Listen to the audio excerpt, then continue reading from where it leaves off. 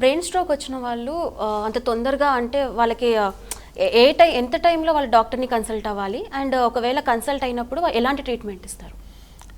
This is evolving point.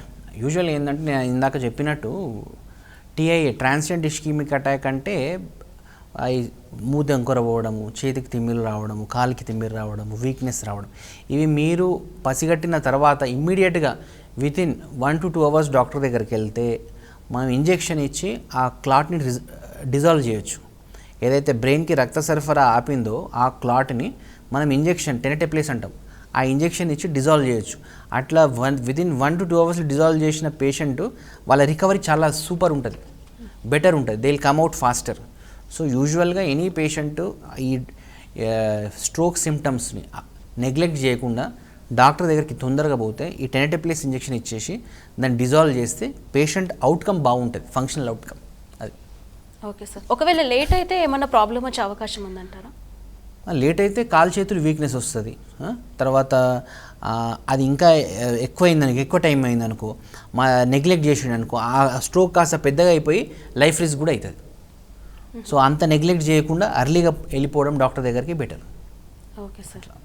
బేసిక్గా కొంతమందికి తరచుగా ఎప్పుడు చూసినా సరే హెడేక్ వస్తూ ఉంటుంది. అలా వచ్చిన వాళ్ళకి బ్రెయిన్ స్ట్రోక్ వచ్చే అవకాశం ఉందంటారా? Very unlikely. అంటే యూజువల్గా ఏంటిదంటే ఈ తరచుగా హెడేక్ అంటే it can be functional headache, మామూలుగా మైగ్రేన్ ఉండొచ్చు, లేకపోతే ప్రాబబ్లీ డ్యూ టు సైనోసైటిస్ ఉండొచ్చు. ఇట్లా యూజువల్ రికరెంట్ హెడేక్స్ ఇవే ఉంటాయి, migraine, sinusitis headache, cluster headache. So usually వీటికి స్ట్రోక్కి డైరెక్ట్ రిలేషన్ ఏం లేదు. So that is the point, direct relation ఏం లేదు. అయితే కొన్నిసార్లు రేర్లీ ఏమవుతుందంటే ఇప్పుడు ఏవి మ్యాల్ఫార్మేషన్ అనేది ఉంటుంది ఒకటి vascular న్యూరోసర్జరీలో.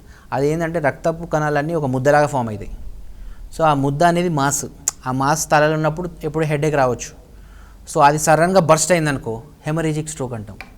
So yes, your point is valid to some extent in the fact that ఇప్పుడు యూజువల్గా ఇప్పుడు ఈ ఏవి మ్యాల్ఫార్మేషన్స్లో ఏమన్నా టఫ్ వెల్స్ అది కూడా థిక్గా ఉండి నైడస్ పెద్దగా ఉంటే కొన్నిసార్లు ఇట్ కెన్ కాజ్ హెడేక్. అది మనం కేర్ఫుల్గా స్కాన్ చేసుకుంటే ఏవిఎం అన్నట్లు ఏమైనా తేలితే ఎండోవాస్కులర్ అప్రోచ్ యూజువల్లీ పెద్దగా ఉంటే సర్జరీ చేస్తాం స్ప్లెట్జర్ మార్టిన్ స్కోర్ ప్రకారం.